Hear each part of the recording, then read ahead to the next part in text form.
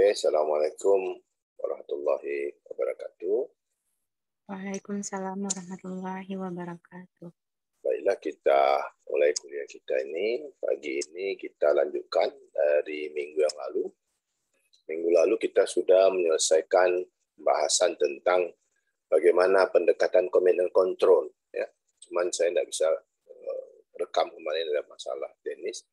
Nah, di command control kita melihat bahwa itu semuanya dari atas. Ya. Nah, kita lihat sekarang bagaimana penyelesaian masalah lingkungan kalau berhadapan dengan sistemnya adalah economic market solution, market approach. Jadi bagaimana pendekatan pasar terhadap masalah lingkungan ini. Nah, kalau market approach itu dasarnya apa? Incentive base. Ya, jadi incentive base supaya mendorong orang untuk melakukan konservasi atau mengurangi polusi. Apa bedanya antara market approach dengan command control? Ya, kalau di command control itu semuanya undang-undang ya, penerapan hukum oleh pemerintah. Nah, kalau market instrumen bagaimana? Kalau market instrumen itu pendekatannya yang pertama polusi charge. Oke, silakan melakukan polusi tapi bayar. Ya, nah, yang kedua subsidi. Ya, supaya orang tidak melakukan polusi, maka pemerintah menyediakan subsidi.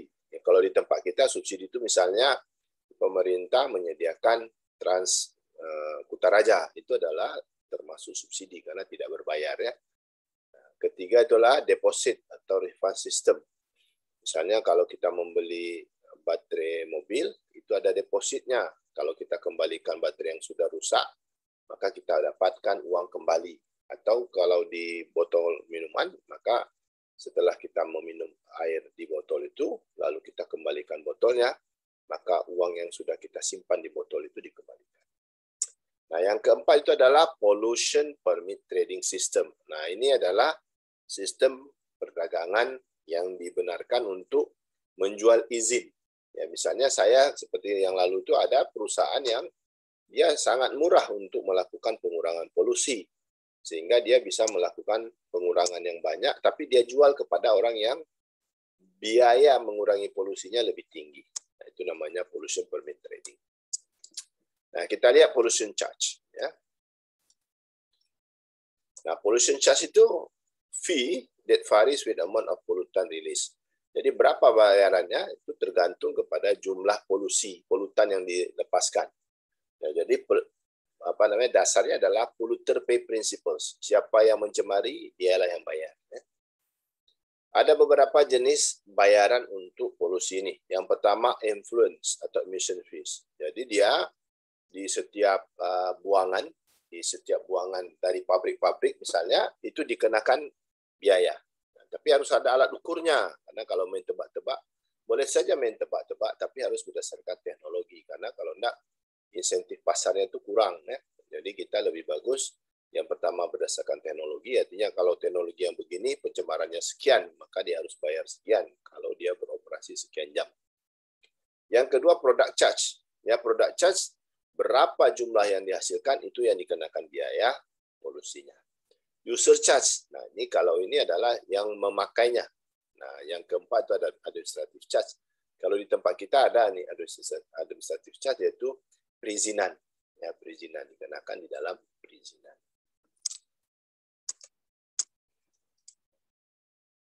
Nah,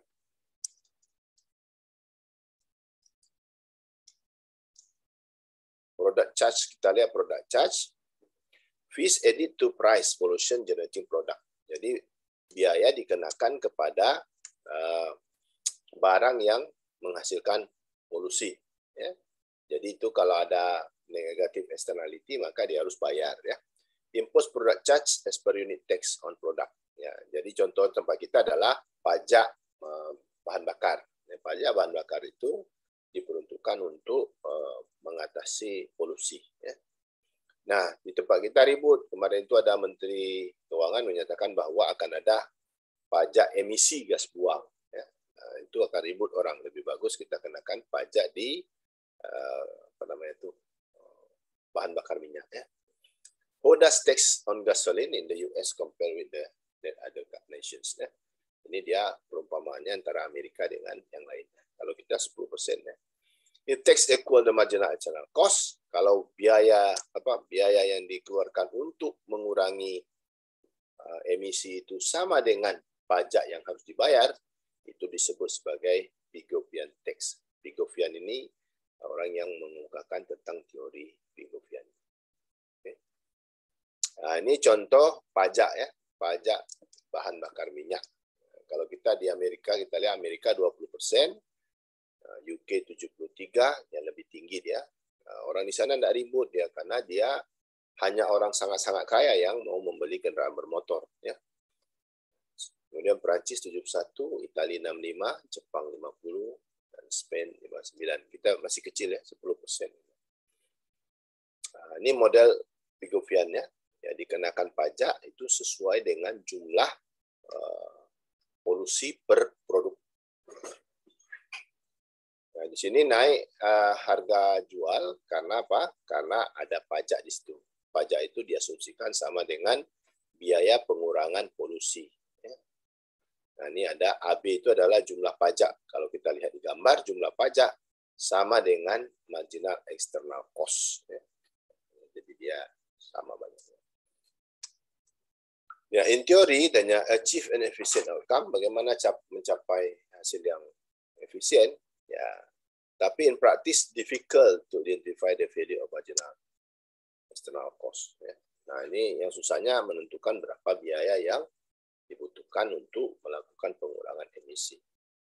Allows only for on output reduction to reduce pollution. Ya, ini dibenarkan hanya untuk output yang mampu mengurangi polusi. Emission charge. Nah, ini emission charge bagaimana? A fee imposed directly on the charge of pollution. Nah, ini kalau emission itu langsung dia. Ya, jadi harga dikenakan terhadap jumlah yang dikeluarkan. Ya, typically implemented through tax. Ya. Biasanya dilakukan melalui pajak. Pajak emisi. Nah, ini yang saya bilang tadi, pemerintah mau mengenakan pajak emisi, semua orang bising ya, karena dia tidak paham apa maksud pajak emisi. Ya, wajar aja karena kendaraan di tempat kita yang pertama susah sekali kita mengajak orang melakukan pemeliharaan kendaraan. Ya. Asal masih bisa jalan, tekan terus. Jadi makanya emisinya besar. Seharusnya kendaraan yang tua itu emisinya dikurangi ya.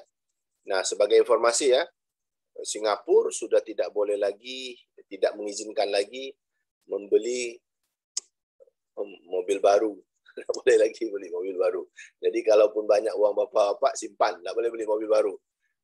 2019, Februari 2019 sudah dilarang untuk beli mobil baru. Dulu namanya ada, ada peraturan di sana, kalau harga mobil katakanlah 100 juta, maka harus dia membayar jaminan 100 juta lagi ke pemerintah. Apabila dia menjual mobil itu, maka pemerintah akan mengembalikan uangnya. Ya. Itu di Singapura, jadi sudah tidak boleh lagi membeli mobil baru. Nah, ini contohnya adalah single polluter case. Government set an abatement standard. Jadi standar pengurangan polusinya dibuat AST. Nah, policy option to polluter. Ada dua pilihan diberikan kepada si pencemar. Abate, mengurangi sampai ke titik A, ya. Silakan tanggung kosnya. Atau membayar pajak per unit sesuai dengan jumlah yang dipolusi. Terserah mau pilih yang mana. Ya. Jadi total tax-nya adalah itu AT kali AST kurang A0, marginal tax-nya adalah turunan pertama dari total tax, dan karena tax itu konstan, maka dapatnya adalah TNT. Ya. Firm choose, apa perusahaan memilih mana? Memilih yang paling murah. Kalau perusahaannya rasional, pasti dia milih yang paling murah. Dia bandingkan, kalau saya membayar pajak, saya akan mengeluarkan uang segini, tapi kalau saya membeli alat pengolahan limbah, maka saya akan membayar segini. Nah, mana yang lebih murah? Kalau dia pikir bahwa mau membayar lebih murah karena tidak repot, tidak ribet, Jadi dia lebih memilih membayar kepada negara. Nah, ini kita lihat abatmennya. Nah, disuruh kurangi firm abet up to ANO. Ya, dia dipaksa untuk mengurangi polusi sampai A0, ya, dari AST ke A0. Ya. Nah, karena marginal abatement cost-nya lebih kecil daripada marginal tax, ya, maka firms membayar tax antara A0 sama AST. Kalau marginal abatement cost-nya lebih besar marginal tax, maka dia antara itu. A kecil, OA kecil, A0 itu adalah cost, biaya untuk, ini adalah biaya untuk mengurangi pajak polusi. Ya. A0, nanti kita mulai dari sini. A, B, AST itu adalah pajak yang dibayarkan karena polusi, ya, sebagai akibat dia tidak mengurangi polusi. Nah, jadi kita dapatkan gambaran seperti itu.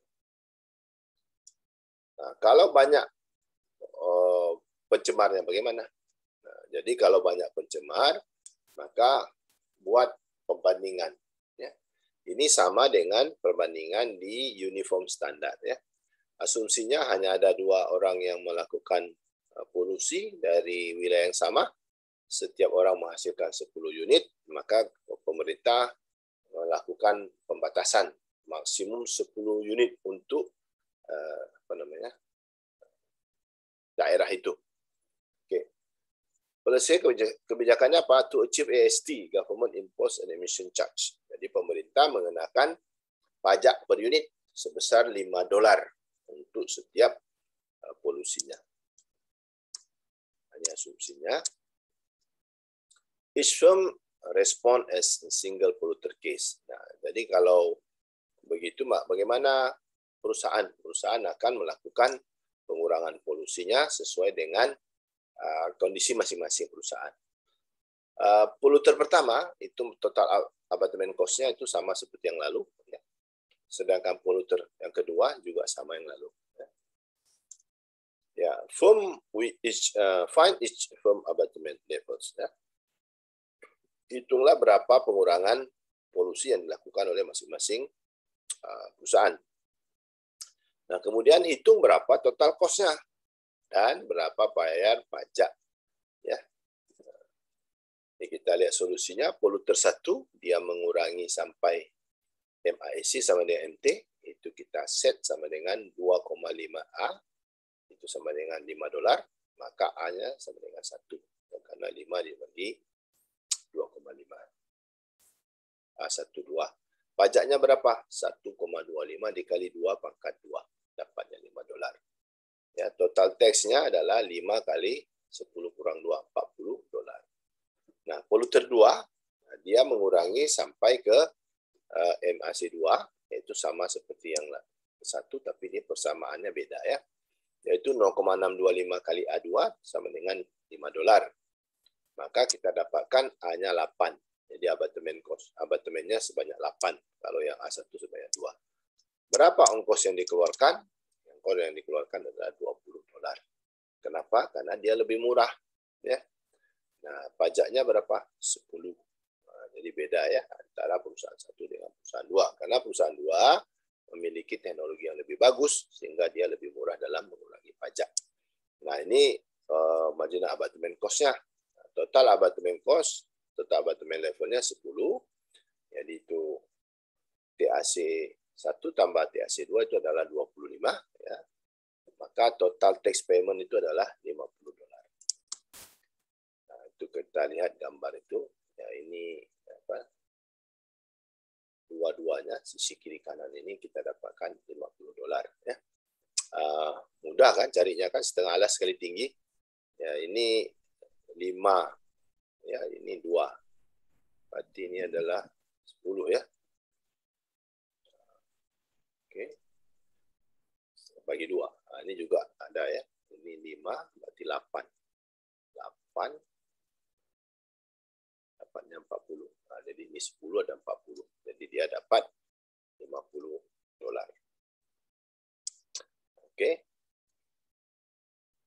Abatement standard emit. Jadi terpenuhi pengurangan polusinya. Ya, jadi polusinya bisa tertangani. Oke. Marginal abatement cost itu sama $5. Ya. Combined total abatement cost itu adalah 39,05 under command and control with uniform standard. Kalau di command and control itu 39,05. Jadi lebih murah lagi ya. Tax authority will not know where marginal abatement cost are equal. Nah, jadi kalau jelas ya, kecuali kita lakukan penelitian baru kita tahu berapa biaya yang dikeluarkan oleh masing-masing perusahaan. Monitoring cost potentially higher. Nah, ini biaya untuk apa istilah itu? Menjaga ya, berapa banyak dia bisa mempolusi, itu baik besar ya. Firm might affect tax by illegally disposing pollutant. Nah, ini yang paling banyak tempat kita. Perusahaan berusaha untuk membuang limbah. Kapan dia buang? Tengah malam. Dan tengah malam itu tidak ada pegawai pemerintah, maka buang limbahnya tengah malam. Distributional implication. Bagaimana dampak pembagiannya? Consumer might pay higher prices due to tax. Ya, di mana-mana kalau sudah kena pajak, pasti harganya lebih tinggi. Job losses. Kenapa terjadi pengurangan pekerjaan? Karena polluter membayar pajak dengan harga yang lebih tinggi, maka demand-nya berkurang. Kalau demand-nya berkurang, permintaan berkurang, maka produksi harus dikurangi. Kalau produksi harus dikurangi, maka pekerja juga harus dikurangi. Ini dampaknya terhadap pekerja. Oke, secara internasional karena pollution charge is the most commonly used market-based instrument. Nah, ini katanya secara internasional itu yang paling banyak itu adalah pollution charge. Ya. Some country use effluent charge to control the noise pollution generated by aircraft. Nah, di tempat kita karena tidak ada pesawat, ya tidak bising ya. Dulu waktu setelah tsunami, pesawatnya itu luar biasa padatnya di Bandara Sultan Iskandar Muda. Ya, cuman karena bantuan kemanusiaan tidak kena pajak itu. Ada levy charge on product such as motor vehicles. Nah, ini tempat kita tidak ada ya. Cuma ada pajak sama biaya asuransi. Pesticides. Nah, berarti ada pestisida. Pestisida itu yang kimiawi tentunya ya. Fertilizer, pupuk.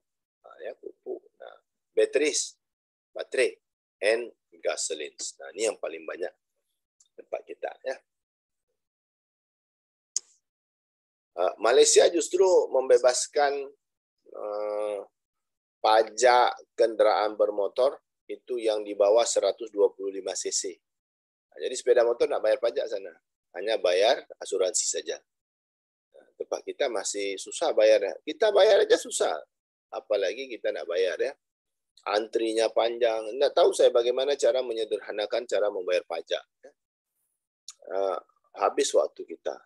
Saya coba kemarin itu karena biasanya saya suruh orang untuk bayar pajak. Kemarin saya cobalah beberapa minggu yang lalu. Saya datang jam 7.30, ternyata antrinya sudah panjang. Saya dapat nomor 4 atau 5. Duduklah. Isi form lagi. Form itu pun tidak dia pakai. Katanya sudah online semua. Kemudian pada saat saya mau bayar pajak, belum selesai juga. Begitu susahnya tempat kita. Di Malaysia kita bisa bayar pajak itu di kantor pos, bisa di bank, atau di outlet-outlet tertentu. Ya, mudah sekali, tidak perlu pakai antri. Ya. Bahkan kalau bisa sekarang pakai ATM aja. Nah, jangan lagi kita antri panjang-panjang. Ya. Oke. Nah, kalau subsidi bagaimana? Subsidi, kita lihat subsidi sini. Two major subsidies. Ya.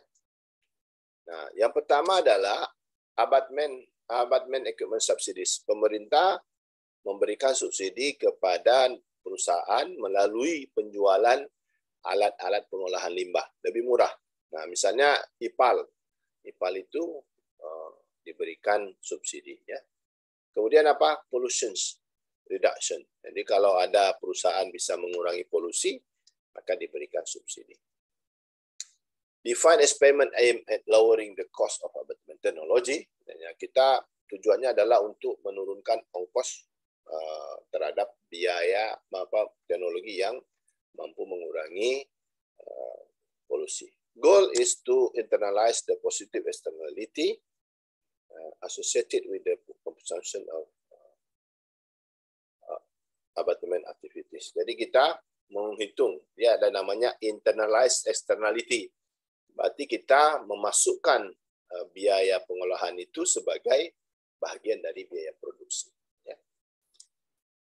If the subsidy equal the marginal external benefit, kalau subsidi itu sama dengan manfaat yang didapatkan, maka itu sama dengan Pigovian subsidi. Jadi subsidi itu bahasa Inggrisnya bisa kita sebut dengan negative tax. Kalau di dalam buku disebut negative tax, maka itu adalah subsidi. Karena Pigovian tax bisa diterapkan, maka di subsidi juga bisa diterapkan Pigovian subsidi. Ya. Nah ini tidak usah terlalu dipikirkan ya. Ini hanya ilustrasi saja bagaimana pemerintah memberikan subsidi ya. Nah ini saya ceritakan aja. Ini saya skip aja nih ya. Saya mau ceritakan aja. Begini subsidi itu. Kemarin saya ada share berita tentang listrik. Ya, listrik mubazir, tidak ada yang beli. Ya. Nah, kemudian datang lagi berita lagi. Pemerintah membeli 100% listrik tenaga surya masyarakat. Ya. Nah, minggu lalu saya sudah ceritakan bagaimana Eropa mendorong masyarakat untuk menggunakan panel surya melalui subsidi. Ya. Dan tempat kita sudah juga, Bank Mandiri memberikan subsidi terhadap panel surya. Tapi Bank Mandiri tidak ada lagi tempat kita. Nah, ini susah juga ya. Kita semua bank kita halau dari tempat kita. Jadi tidak tahu saya yang mana syariah. Korupsi boleh, tapi bank tidak boleh. Jadi kacau juga cara berpikir kita ya. Tidak tahulah saya gimana caranya. Dengan uang triliunan ke orang miskin banyak, itu kan tidak ada lain tuh kecuali seperti itu. Many countries around the world use this instrument. Ya. Banyak negara seperti apa? Austria, Finland, Japan, Turki memberikan subsidi kepada bagaimana? Low interest loan. Jadi atau yang paling hebat apa? Grant. Grant itu hibah, kasih gratis ya. Tax credit or exemptions atau kalau kita sebutkan di sini apa? Relaksasi pajak, rebate, atau pengembalian, ada pemotongan.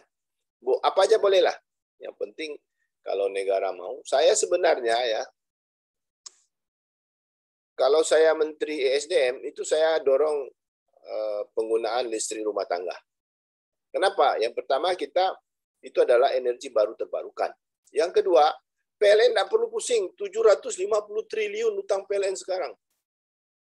Bukan kecil itu, mati kita 25 kali, hidup lagi, tidak sanggup bayar kita. Begitu banyaknya utang PLN ya. Kenapa? Karena kita produksi terus, padahal yang paling murah dan paling mudah itu adalah memberikan subsidi kepada rumah tangga. Ayo, saya beli semua semua hasil listrik dari rumah tangga ya dengan harga yang kompetitif. Nah, siapa yang bayar investasinya? Rumah tangga. Jadi sama-sama untung. Rumah tangga mendapatkan pendapatan dan tidak membayar listrik terlalu mahal. Negara tidak pusing. Tapi tidak tahulah cara berpikir orang berbeda-beda. Oke. In US, common uses included federal funding to build publicly owned treatment works. Ini kita lihat bahwa Amerika itu memberikan subsidi. Termasuk apa? Public-owned treatment works and subsidy to encourage development of cleaner fuel and low-emission vehicles. Nah, jadi, cleaner fuel, bahan bakar yang lebih ramah lingkungan, dan emisi kendaraan yang paling rendah. Nah ini, makanya minggu lalu pertama itu saya ajak bapak-bapak yang punya uang atau punya tanah sekarang, jangan dijual dulu ya, nanti buka tempat pengisian bahan bakar mobil yang berasal dari listrik. Ya, tanah itu kalau semester satu lagi kita belajar, tanah itu tidak pernah ada Kalimantan menikah dengan Sumatera lahir Pulau Baru, tidak ada.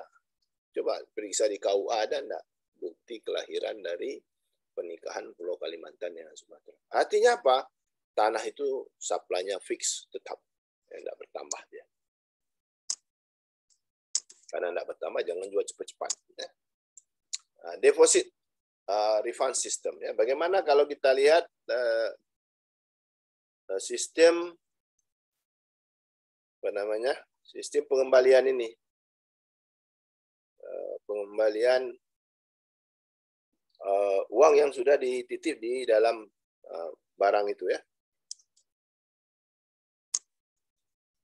Nah, a deposit refund system is market instrument. Nah, ini adalah alat untuk mengurangi polusi berdasarkan pasar ya. That impose an upfront charge. Jadi ditetapkan kepada seorang to pay for potential damage or and refund it for returning the product, proper disposal or recycling. Jadi ini untuk memaksa orang mengembalikan barangnya supaya barang itu bisa dilupuskan, dihancurkan secara lebih bagus atau dilakukan recycling. Nah, targetnya potensial lawan aktual polluter. Ya. Deposit is intended to capture marginal external cost of improper waste disposal. Jadi dia dikenakan kepada produk dengan asumsi bahwa kalau dia buang sembarangan, maka akan terjadi pencemaran. Jadi supaya jangan terjadi pencemaran, maka orang dipaksa untuk membayar deposit. Nah, marginal external cost-nya itu adalah health damage, kerusakan kesehatan, ditambah dengan aesthetic impairment from litter. Jadi ada berkurangnya nilai estetika karena akibat pencemaran melalui buang sampah sembarangan. Ya. Jadi terjadi penumpukan sampah.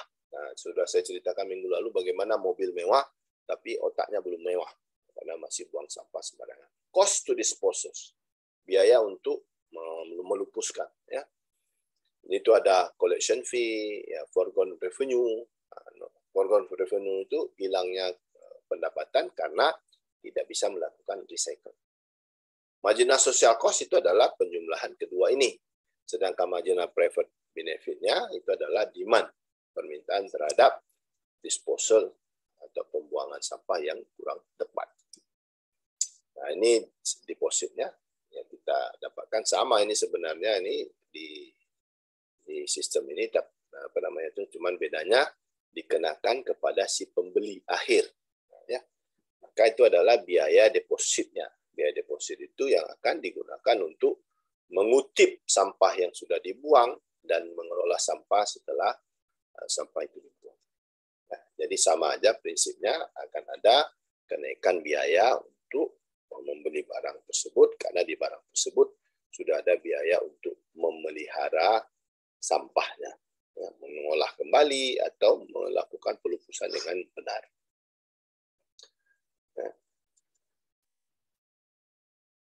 Nah, bagaimana ini kita lihat model ini promotes responsible behavior.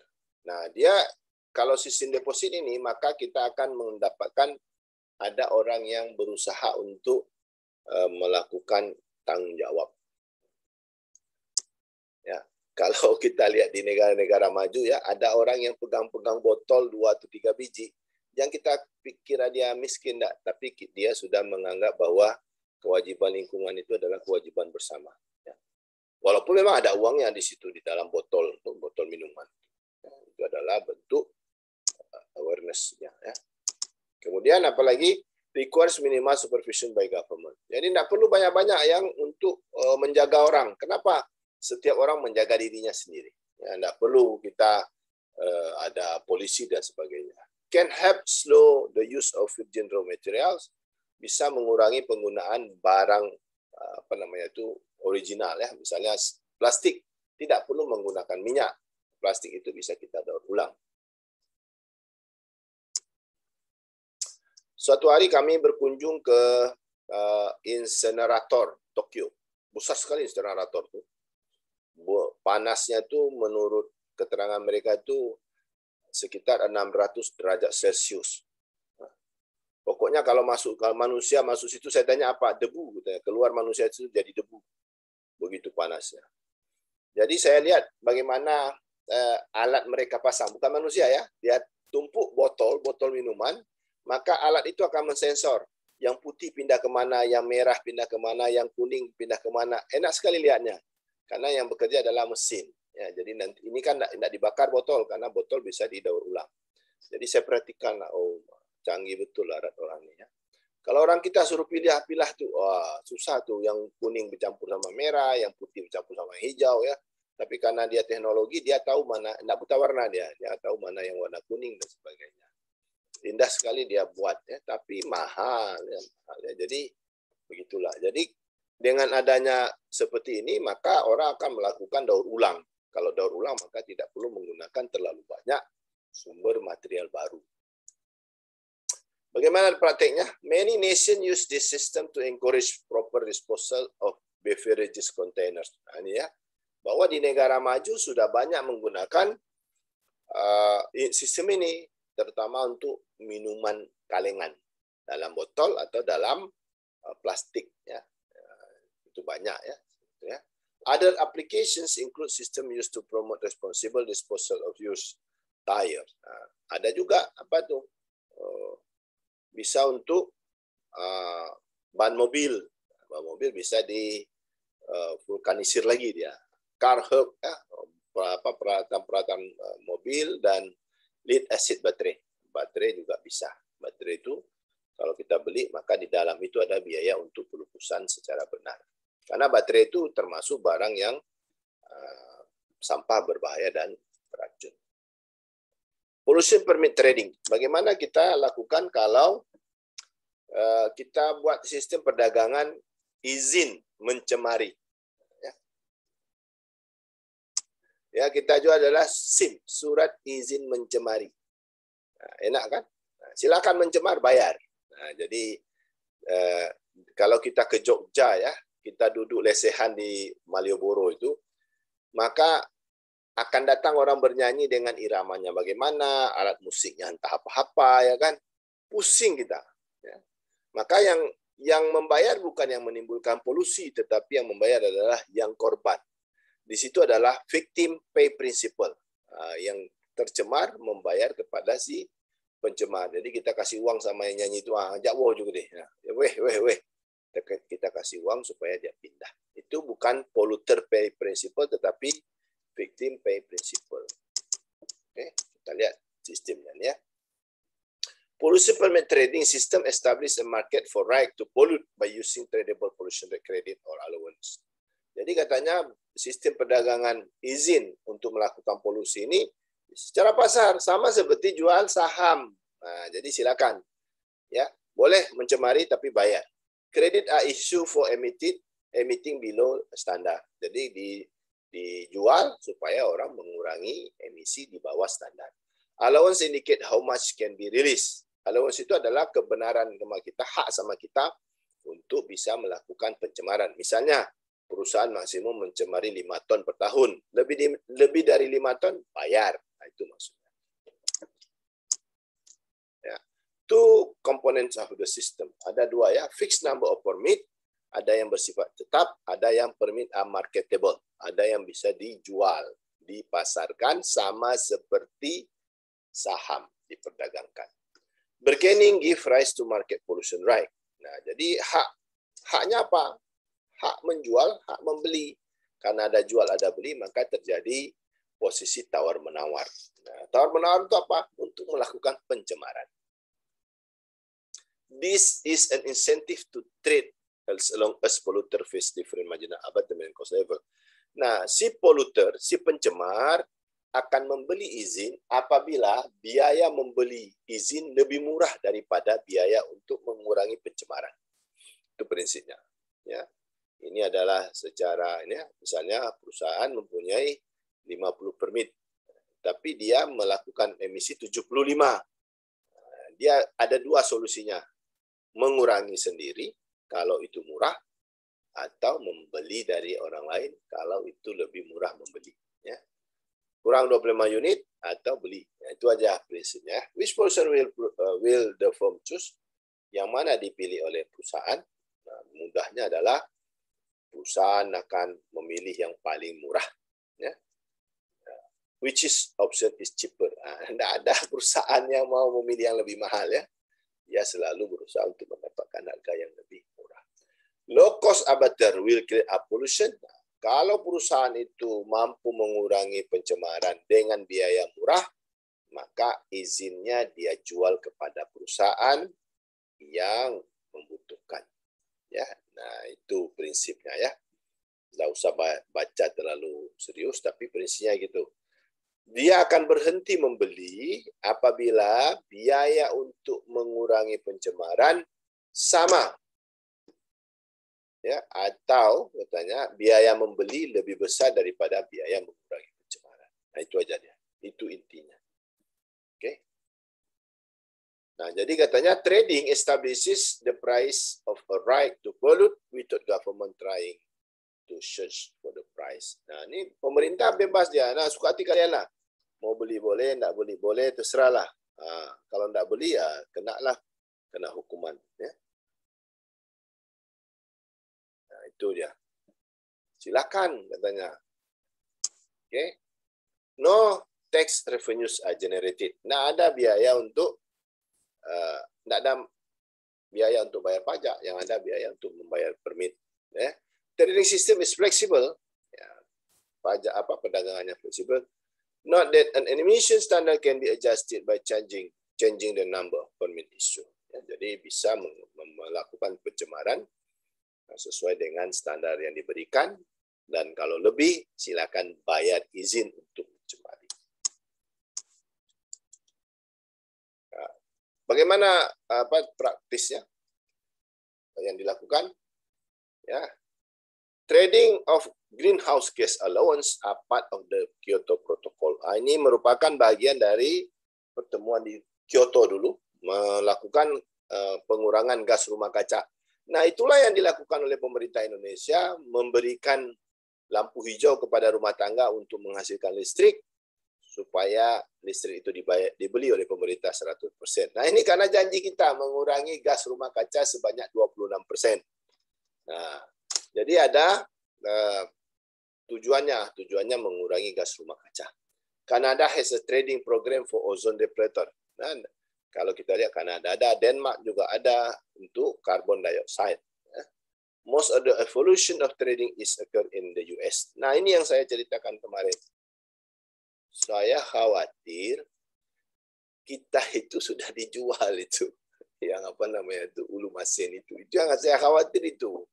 Jadi orang melakukan pencemaran, dia sudah beli hak untuk mencemari dengan asumsi bahwa di negara berkembang yang punya hutan, dia akan menarik karbon itu atau menyimpan karbonnya, yang mendapatkan uang orang lain. Nah, ini yang susah ini. Itu kalau orang Minang bilang tuh cinta di awak, kawin di orang. Atau ayam lapeh tangan baciri ya. Jadi orang dapat uang, kita yang dapat malang. Oke. Nah, ada pertanyaan Bapak Ibu sekalian, karena saya ada acara untuk evaluasi kami